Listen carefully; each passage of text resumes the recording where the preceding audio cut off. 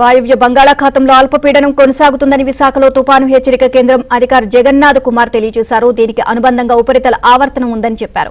వీటి ప్రభావంతో వచ్చే 24 గంటల్లో రాష్ట్రంలో తేలికపాటి నుంచి మోస్తరు వర్షాలు కురుస్తాయని 1-2 చోట్ల భారీ వర్షాలు పడే అవకాశం ఉందని వెల్లడించారు.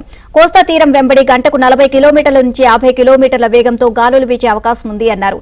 ఈ సమయంలో మత్స్యకారులు వేటకు వెళ్లొద్దని హెచ్చరికలు జారీ చేశారు. జగన్నాథ్ కుమార్తో మా ప్రతినిధి రామకృష్ణ ఫేస్ టు ఫేస్.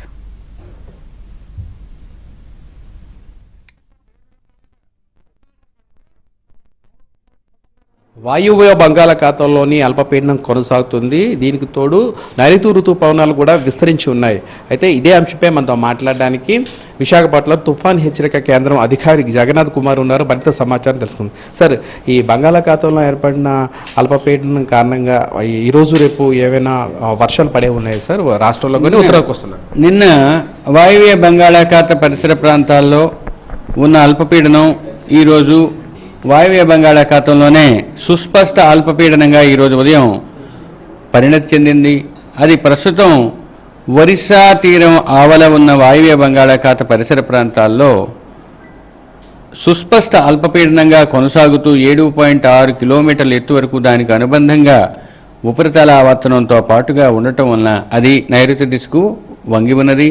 ఇది రాబోయే 24 గంటల్లో పశ్చిమ వాయువ్య దిశలో పయనించి ఉత్తర ఒడిశా, జార్ఖండ్ మరియు ఉత్తర ఛత్తీస్గఢ్ మీదుగా పయనించే అవకాశం ఉంది. దీనికి తోడుగా నైరుతి ఋతుపవన ద్రోణి దేశంలోని వివిధ ప్రాంతాల మీదుగా పయనిస్తూ బికనేర్, జైపూర్, దామో, పెంద్రా రోడ్, సంబల్పూర్తో పాటుగా ఈ సుస్పష్ట అల్పపీడన కేంద్రం మీదుగా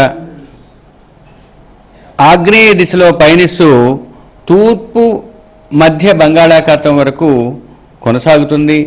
ఈ పరిస్థితులతో పాటుగా 5.8 నుంచి 7.6 కిలోమీటర్ల ఎత్తు వరకు ఒక ఉపరితల ఆవర్తనం విదర్భ, దానికి ఆనుకుని ఉన్న దక్షిణ ఛత్తీస్గఢ్ పరిసర ప్రాంతాల్లో ఉపరితల ఆవర్తనం ఉన్నది.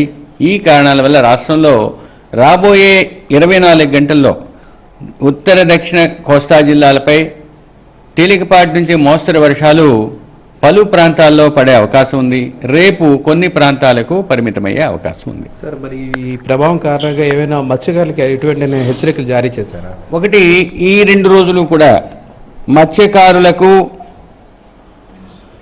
40 నుంచి 50, గరిష్టంగా 60 కిలోమీటర్ల వేగంతో ఎదురుగాలు వీచే అవకాశం కోస్తా తీరం వెంబడి తీరం ఆవల కూడా ఉన్నందువల్ల 2 రోజులు కూడా తీరం వెంబడి తీరం ఆవల, 3-4 రోజుల్లో తీరానికి కొంచెం ఆవల ఇటువంటి పరిస్థితి ఉన్నందువల్ల మత్స్యకారులు ఆయా ప్రాంతాల్లో వెళ్లవద్దని మొదటి 4 రోజులకి సూచించడం జరిగింది.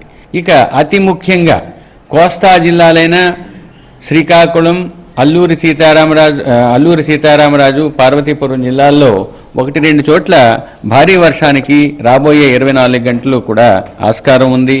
గడిచిన 24 గంటల్లో రాష్ట్రంలో పలు ప్రాంతాలలో తేలికపాటి నుంచి మోస్తరు వర్షపాతం ముందుగా చెప్పినట్లుగానే పడ్డది.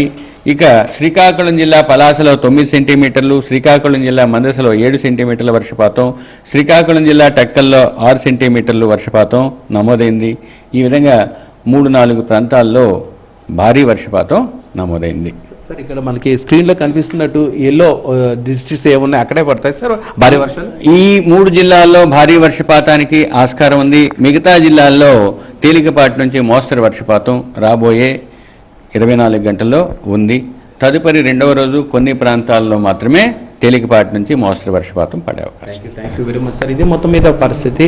బంగాళాఖాతంలో ఏర్పడిన అల్పపీడనం కారణంగాను రానున్న 24 గంటల్లోని రాష్ట్రంలోని పలు చోట్ల తేలికపాటి నుంచి భారీ వర్షాలు పడే అవకాశం ఉన్నదని, కాబట్టి మత్స్యకారులు ఎవరు సముద్రంలోకి వేటకి వెళ్ళొద్దని చెప్తున్నారు. వీడియో జర్నలిస్ట్ విజయ్తో రామకృష్ణ, ఏబీ.